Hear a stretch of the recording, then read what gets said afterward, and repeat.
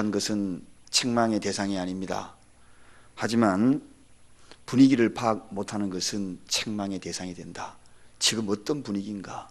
기도할 분위기도, 찬송할 분위기도, 예배할 분위기도, 섬겨야 할 분위기도, 헌신해야 될 분위기도, 봉사해야 할 분위기도, 그 분위기도 파악하지 못하는 것은 책망의 대상이 된다 하는 말씀.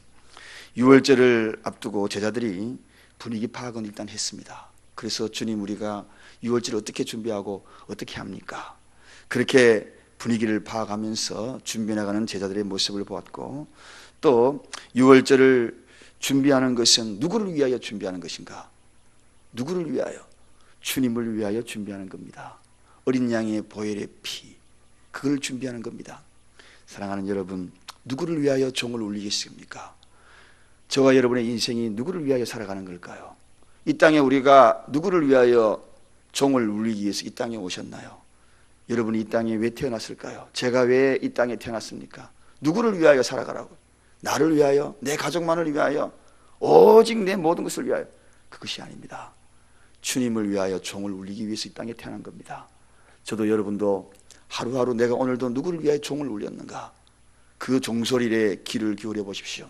내가 아무리 그 종소리가 크게 울린다 할지라도 이 땅에서 울리는 종으로 끝나버릴 겁니다. 그러나 주님을 위한 그 종소리는 하늘 보좌를 울리고, 주님 나라에 가서도 그 종소리가 끊이지 않게 울리는 그 종소리, 그렇습니다. 그것이 바로 인간이 이 땅에 창조된 목적입니다.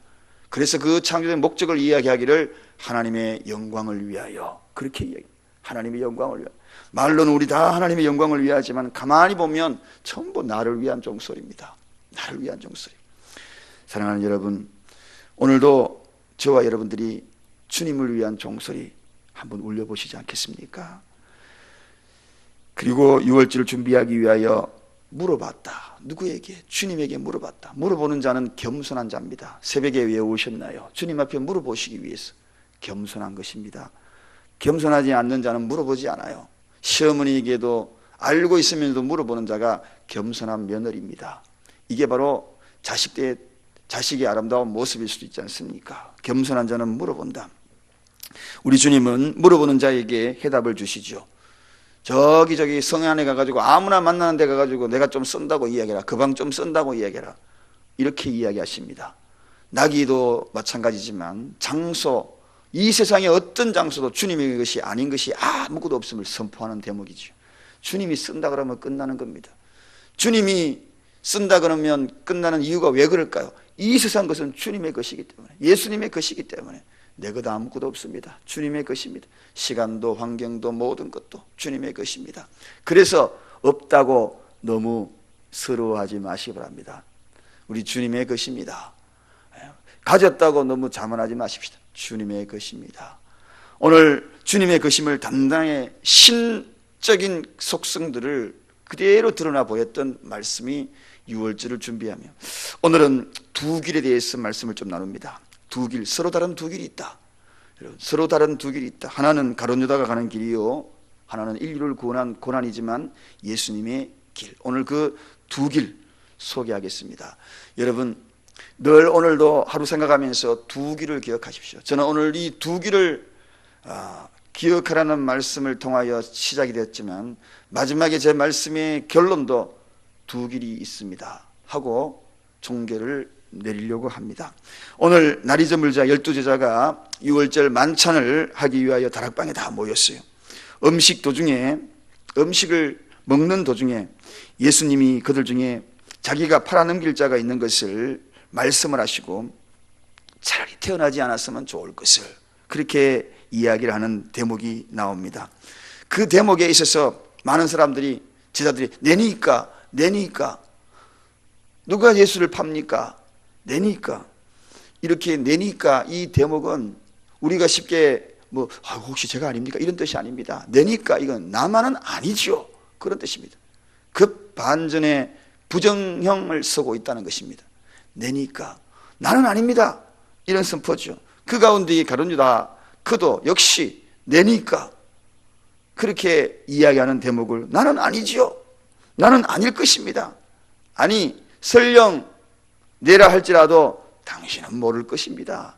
내가 당신의 팔려고 지금 계략하고 대제사장들과 그들과 모략을 하지만 당신은 숨겨진 그 일들을 절대로 모를 거예요 하는 이야기가 내니까 그렇게 이야기하는 것입니다. 여러분, 구속의 은혜를 알지 못하고 성령의 은사를 경험하지 못한 사람은 신앙생활을 하는 것이 아닙니다. 도덕적인 생활, 정신적인 지주로만 예수를 아는 거죠. 신앙생활을 진정으로 하는 것은 분명하게 구속의 은혜를 알아야 합니다. 성령의 은사를 알아야 합니다.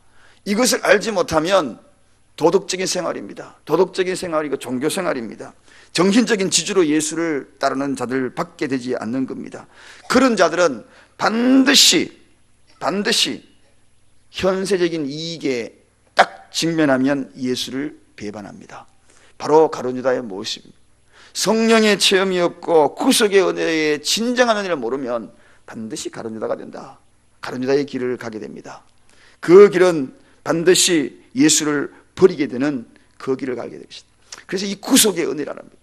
그냥 이 구속, 나를 구속해 주신 하나님의 은혜, 그것만 생각하면 밤이 맞도록 눈물을 흘려도 감사한 것이고, 찬송을 불러도 암만 불러도 정말 감사한 것이고, 인생의 고통이 나에게 다가온다 할지라도 그 고통이 고통 능히 극복할, 왜냐하고 고통 당할수록 내 신앙을 지키면 지킬수록 하나님은 그것을 통하여 오히려 예수의 흔적이라 인정하고 그 흔적을 통하여 상급을 주시기 때문에. 할렐루야. 그래요. 사람 살아가면서 고통 없는 일이 어디에 있겠습니까? 고통아 불어라, 바람아 불어라. 내 몸에 예수의 흔적이 오히려 더 많이 남는다. 왜냐? 이겨내는 사람들은 오히려 예수의 흔적, 예수 때문에 이겨냈다면 그건 예수의 흔적입니다. 사도 바울이 온몸에 예수의 흔적을 가졌노라, 그렇게 이야기하지 않습니까? 어떤 아픔이 있습니까? 어떤 눈물이 있습니까? 어떤 고통이 있습니까? 그 고통도 예수로 인하여 이겼다면 저는 당당히 이야기합니다. 인자가 간 그 길을 따르고 있는 길이라고.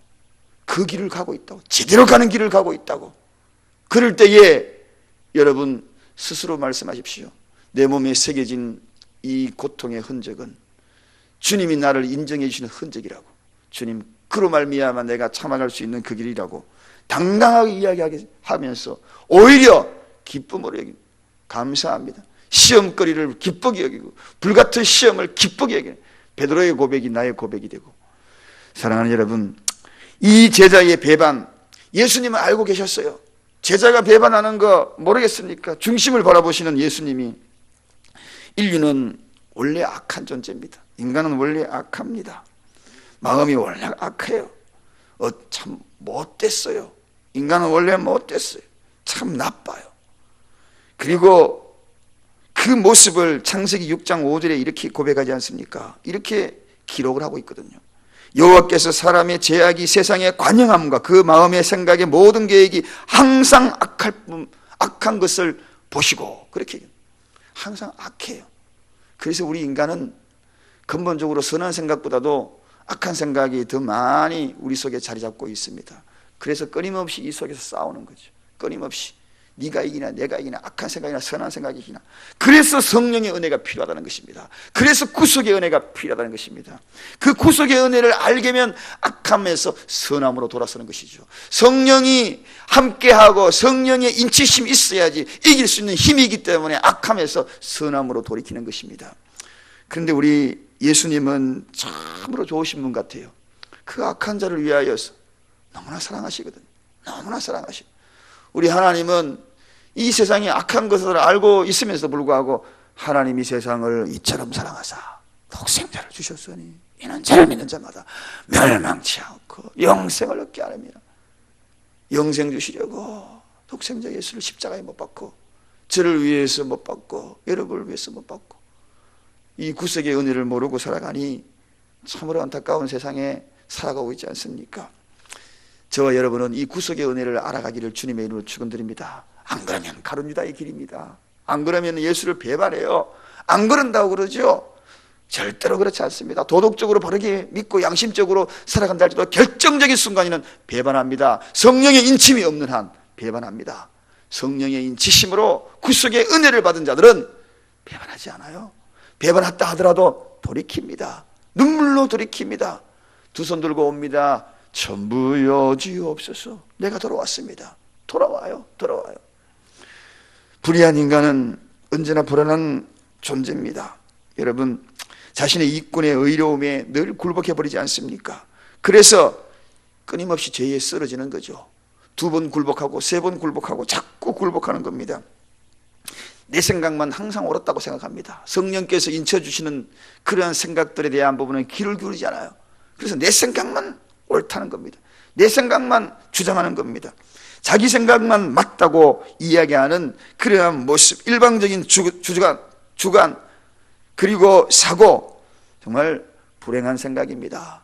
성령님의 생각이 옳은 겁니다. 인간은 악해요. 성령님이 깨우쳐져야만이 옳은 생각하는 겁니다.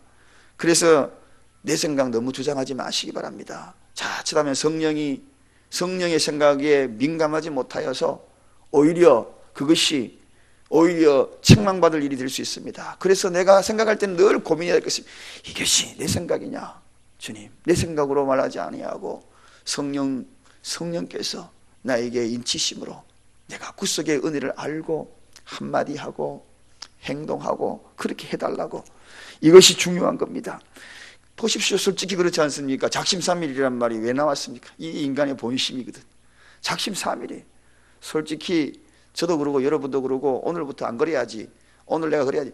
인간은 틀림없이 작심삼일. 3일 되면은 내 마음이 무너져 있고요, 결심이 무너져 있습니다. 그래서 끊임없이 작심삼일 될 때 다시 또 결심해가지고 또 작심삼일하면 또 무너지면 또 결심하고 이렇게 나아가야 되는 것이, 그나마 그렇게 하더라도 계속 나아가야 되는 것이 이게 인간의 모습이죠. 오늘 제자들이 근심하면서 내니까 그렇게 내니까 나는 아니지요. 내 말은 맞지요. 성령의 도우심이 없이는 우리는 설 수 없는 존재입니다. 끊임없이 내 길 갑니다. 내니까 나는 아니죠. 주님, 나는 아니죠. 설령 내라 할지라도 주님 요것만은 모르지요. 요게 가룟유다의 모습. 그런데 오늘 예수님이 길을 한번 보십시다. 예수님은 인자의 길은 스스로 고난을 선택합니다. 사랑하는 제자들, 3년 동안이나 같이 생활했던 제자들, 배반 당하신 예수님 얼마나 고독하겠어요. 얼마나 고통이 마음속으로 시려오겠어요. 그러나 그 길 가는 겁니다. 사랑하는 여러분, 배반당해도 그 길 가는 겁니다. 그 길은 어느 누구도 그 길을 꺼려하는 길입니다. 십자가의 길입니다. 고통이 있습니다. 고난이 있습니다. 그러나 그 길 뒤에는 부활이 있다는 사실 기억하시길 바랍니다.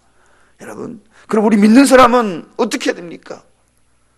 인자의 그 길, 주님이 가시는 그 길을 방치하고 방관만 해야 될까요? 멀찌감치 따라갑니까? 멀찌감치 따라가면 다들 배반합니다. 주님은 바싹부터 따라가야 되는 거예요. 시선에 보이지 않으면 큰일 났다 생각하고 따라가야 됩니다. 그 이야기가 삶 속에 적용되는 것은 어떤가요? 내가 요즘 기도 생활을 좀 등한시했다. 아이고 큰일 났구나. 주님 놓칠래. 아이고 이러다가 놓치는 것이 아닌가. 바싹 붙어야죠. 바싹 붙어야죠. 밀착해야 됩니다. 붙는 것도 밀착해야 돼요. 내가 주님 떨어질 수 없습니다. 이러다가 내가 주님 놓치면 안 되죠. 놓치면 배반하는 겁니다. 저 가다가 골목길 돌아서면 안 보이면 그때부터 방황하는 겁니다. 내 인생의 방황은 예수를 놓칠 때입니다. 6월절 행사할 때에 예수님이 어릴 때에 어떤 일이 벌어졌나요? 누가복음 2장 52절쯤에 보면 예수님이 더욱더 사랑스러워져 가시더라. 그 말씀 그 앞쪽으로 소개된 내용이 뭡니까? 마리아와 요셉이 함께 예루살렘으로 올라가다가 잊어버리지 않습니까? 놓쳐버렸어요. 예수를 따라가야 되는데 놓쳐버렸어요. 자기들이 먼저 앞서갔어요. 예수님은 뒤에 오는데 놓치면 방황하죠. 며칠 방황했다고 사흘길을 예수 찾아났습니다. 찾아났으니까요, 아이고 어쩌고 내 자식 잃었다고. 그 고통이 얼마나 크겠습니까? 자식 잃은 고통. 예수 잃으면 자식 잃은 고통과 똑같은 겁니다. 자식 잃어보셨지요? 그런 잃어버린 경험 한두 번 합니다. 앞이 안 보이는 거예요. 사랑하는 여러분, 우리가 주님의 고난에 동참하는 게 뭡니까? 그분을 놓치지 않는 거예요. 바싹. 이 시대에는 자꾸 놓치려고 그래요. 생명의 면류관도 놓치고 승리와 패배의 갈림길에서도 패배의 길로 스스로 가려고 그러고, 영광과 좌절의 길에서 자꾸 좌절의 길로 가려고 그러고, 오늘 우리만이라도 정신 바짝 차리십시다. 돌아서야 합니다. 두 길이 있습니다. 그 두 길, 예수님이 가신 그 길, 그 뒤를 따를 것인가? 아니면 가룟유다의 길을 갈 것인가? 오늘도 두 길이 있습니다. 기도하겠습니다. 감사합니다, 하나님.